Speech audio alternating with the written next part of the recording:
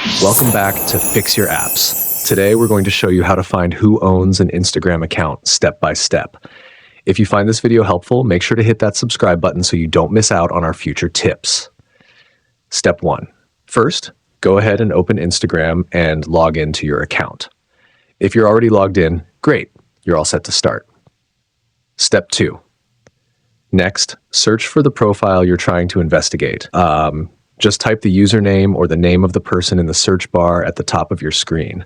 You should see the profile pop up in the search results. Tap on it to view the account.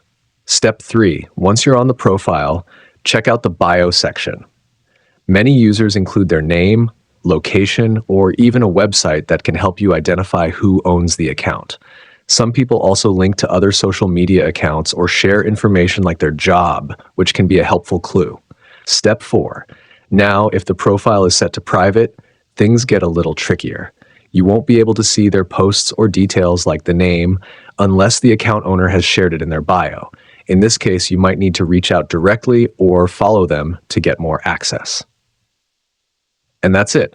Thanks for watching, and see you in the next one.